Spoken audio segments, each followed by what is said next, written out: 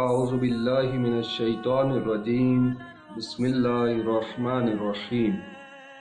سورہ اعراف آیت نمبر 148۔ اعوذ باللہ من الشیطان الرجیم واتخذ قوم موسیٰ من بعدہ من حلیہم عجلا جسدا لہ خوار الم یروا انه لا يكلمهم ولا يهديهم سبيلا اتخذوه وكانوا ظالمين۔ فرمایا کہ موسیٰ کی قوم نے اس کے بعد اپنے زیور آلات سے، اپنے زیورات سے ایک گوسالہ، ایک بچڑا بنا لیا کہ جس جسم کی صورت میں تھا، لہو خوار، اس کی آواز تھی گائے کی آواز کی طرح۔ علم یرو، فرمایا کہ کیا انہوں نے یہ نہیں دیکھا کہ انہ لا یکلمہم، کہ وہ ان سے بات نہیں کر سکتا، کلام نہیں کر سکتا، ولا یہدیہم، اور نہ ہی انہیں سیدھے راستے کی ہدایت کر سکتا ہے، لیکن اس کے باوجود انہوں نے اتخذوہ، اس کو انہوں نے لے لیا، اخذ کر لیا، اس کو اپنا معبود بنا لیا۔ وَقَانُوا ظَالِمِينَ، در حالی کہ وہ ظالم تھے، ظلم کرنے والے تھے۔ تو گزشتہ آیات میں تذکرہ ہوا کہ اللہ تعالیٰ نے حضرت موسیٰ سے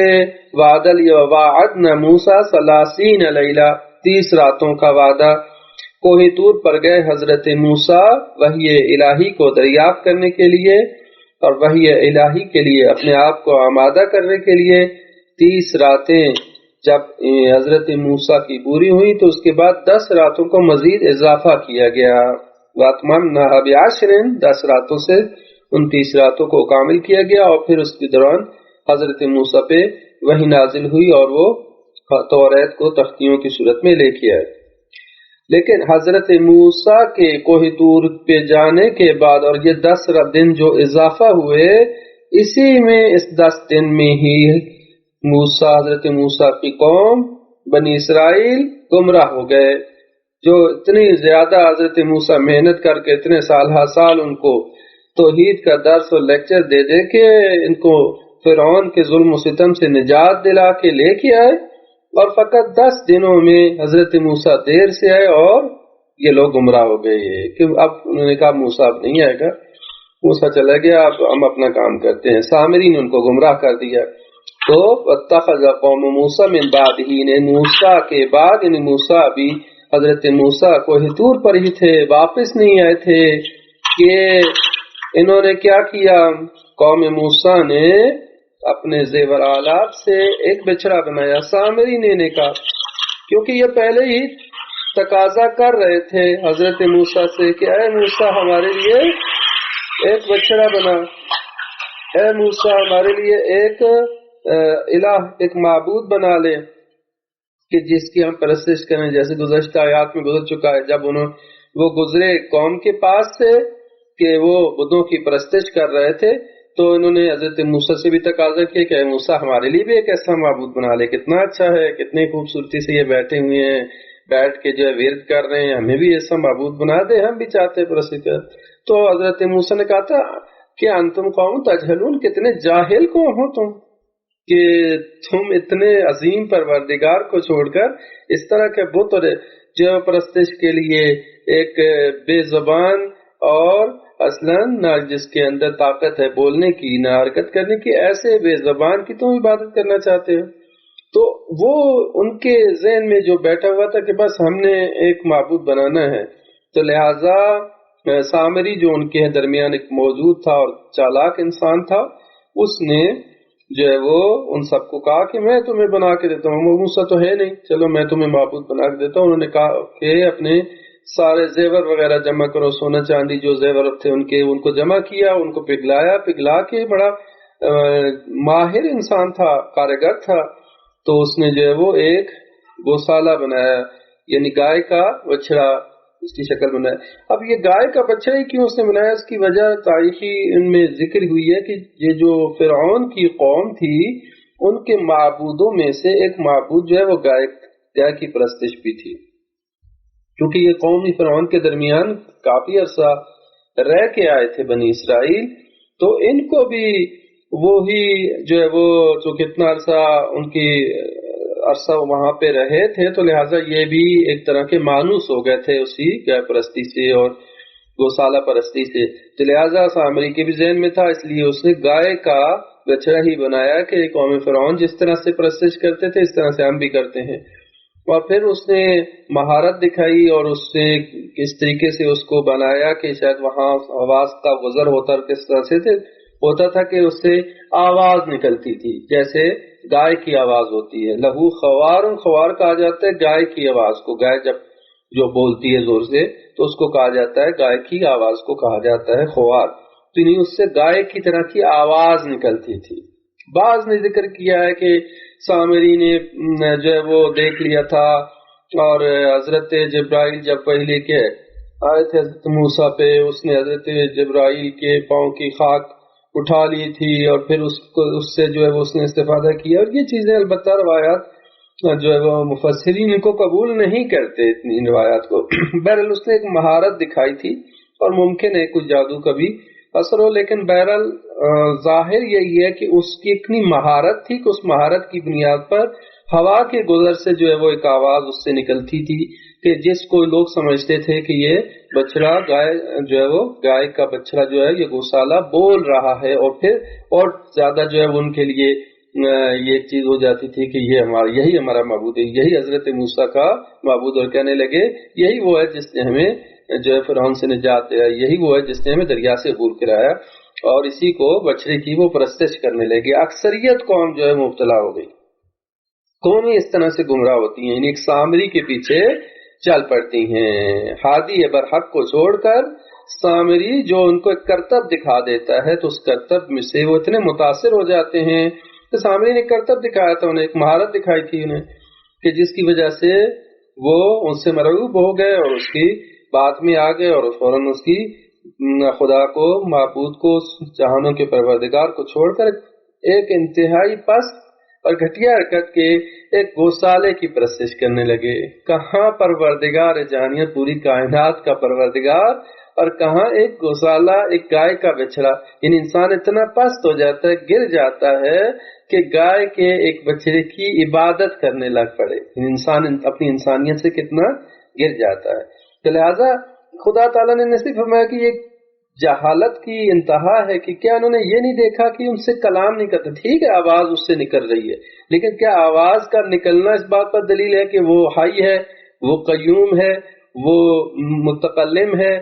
ٹھیک ہے، وہ کلام کر سکتا ہے، وہ بصیر ہے، وہ علیم ہے، وہ حکیم ہے،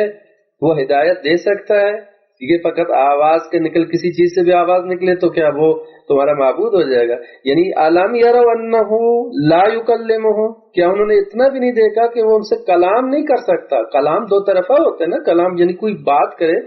کوئی حکمت بھری بات کرے، جیسے اللہ تعالیٰ کا کلام موجود ہے. کتنی گزشتہ اللہ تعالیٰ نے کتابیں بھیجی ہیں جو اس بات پر دلیل ہے کہ اللہ تعالیٰ حکیم ہے، اللہ تعالیٰ علیم ہے، اللہ تعالیٰ بصیر ہے، کہ جو کہ ہر ایک چیز سے آگاہ ہے. اور یہ کتابیں اس بات پر نشاندہی ہیں. گزشتہ قوموں کے اوپر بھی کتابیں نازل ہوئی. حضرت ابراہیم پر کتنے صحیفے نازل، گزشتہ حضرت داؤد پر، حضرت موسیٰ کے اوپر، اور گزشتہ انبیاء کے اوپر جو صحیفے اور مختلف کتابیں نازل ہوئی. اور پھر آخری کتاب جو قرآن کریم ہے، یہ اس بات پر دلیل ہے کہ خدا تعالیٰ جب متکلم ہے تو کیا لا یکلمہم، ان سے بات نہیں کر سکتا، ولا یہدیہم، نہ ہی ان کی ہدایت کر سکتا، نہ ان کو راستہ دکھا سکتا ہے. تو ایسے بچڑے کے پیچھے لگ گئے اور اس کی عبادت کرنے لگے کہ معبود تو وہ ہونا چاہیے کہ جو کہ ہدایت دے سکے. وہ تو لہذا یہ معبود نہیں ہو سکتا تھا. کس طرح سے انہوں نے ان کو معبود بنا لیا اور پھر انہوں نے اس کو اپنا معبود انتخاب کر لیا، درحالی کہ وہ ظالم تھے. اپنے نفس پر انہوں نے ظلم کیا تھا اور اپنے آپ کو انسانیت کے درجے سے گرا دیا تھا. لہذا پھر ارشاد فرمایا کہ وَلَمَّا سُقِطَ فِي أَيْدِيهِمْ وَرَأَوْا أَنَّهُمْ قَدْ ضَلُّوا، قالوا لئن لم يرحمنا ربنا ويغفر لنا لنكونن من الخاسرین ولما سقطوا، اور جب گرایا گیا فی ایدیہم ان کے ہاتھوں میں، یہ ورأوا انہم قد ضلوا، اور انہوں نے یہ دیکھ لیا یہ کہ وہ گمراہ ہو گئے ہیں، قالوا انہوں نے کہا لئن لم یرحمنا ربنا، اگر رحم نہ کیا ہمارے رب نے ہم پر، لئن لم یرحمنا اگر رحم نہ کیا ہم پر ربنا ہمارے رب نے، ویغفر لنا اور ہمیں نہ بخشا، لنکونن من الخاسرین تو ہم جو ہے وہ خاسرین میں سے ہو جائیں گے، خسارہ اٹھانے والے میں سے ہو جائیں گے۔ یہاں پہ جو فرمایا کہ وَلَمَّا سُقِطَ فِي أَيْدِيهِمْ، یہ ایک محاورہ ہے عربی زبان میں، یعنی کہ ان کے ہاتھوں میں گرا، کہ ہاتھوں میں گرا یعنی کہ امراض، یعنی جب وہ نادم ہوئے، پشیمان ہوئے، حضرت موسیٰ نے آ کے ان کو جو ہے وہ آ کے غصے ہوئے، ابھی آئندہ آیات میں آئے گا کہ غصے ہوئے اور کس طریقے سے ان کو دوبارہ سے یاد دہانی کرائی کہ تم لوگ کتنے جو ہے جاہل ہو کہ گوسالے کی پرستش تمہیں 10 دن صبر نہیں کر سکے اور گوسالے کی پرستش میں لگ گئے تم لوگ، اور اپنے رب کے احسانات کو بھول گئے۔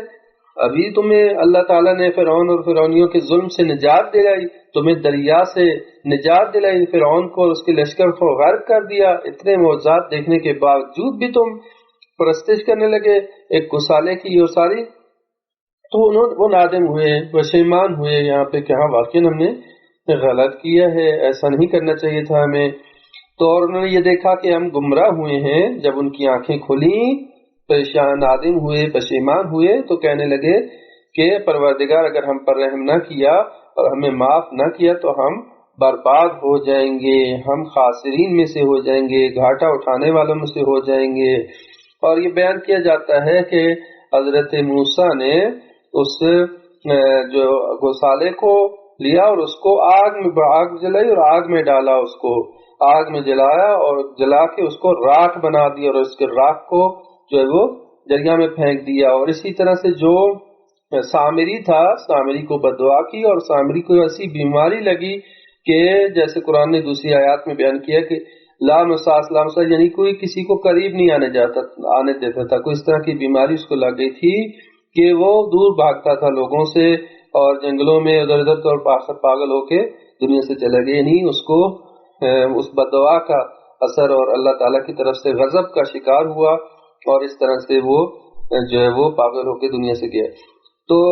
لہذا کہنے کا مقصد یہ ہے کہ یہ لوگ جو ہے وہ نادم ہوئے، لیکن آیا ان کی توبہ قبول ہوئی نہیں ہوئی؟ یہ قرآن کی دوسری آیات بیان کرتی ہیں کہ ان کی توبہ کی شرائط بھی بڑی سخت تھیں، بہت سخت شرائط تھیں، اور کہا گیا کہ جن لوگ جو مرتکب ہوئے ہیں شرک کے اور جنہوں نے معبود بنایا ہے گوسالے کو، اور وہ لوگ جنہوں نے نہیں بنایا، یہ آپس میں جنگ کریں گے، اور پھر اس طرح سے فَاقْتُلُوا أَنفُسَكُمْ، یعنی ایک دوسرے کو قتل کرو، پھر اس صورت ایک دوسرے کو مارنا شروع کیا، یعنی وہ لوگ جنہوں نے پرستش نہیں کی تھی، یعنی جو موحد تھے، انہوں نے ان لوگوں کو مارنا شروع کیا، بہرحال جنگ شروع ہو گئی، تو ان کافی زیادہ تعداد میں یہ لوگ کی جو مشرک تھے مارے گئے، اور اس کے بعد پھر اللہ تعالیٰ نے کہا کہ اب تمہاری توبہ قبول ہے۔ یعنی توبہ بھی اس طرح سے لفظی توبہ نہیں تھی کہ بس کہہ دیا کہ اللہ ہم نے گناہ کر دیا، ہم نے شرک کر دیا، بس معاف کر دے، نہیں، بلکہ توبہ کی شرط بڑی سخت تھی، اور جو ہے وہ انتہائی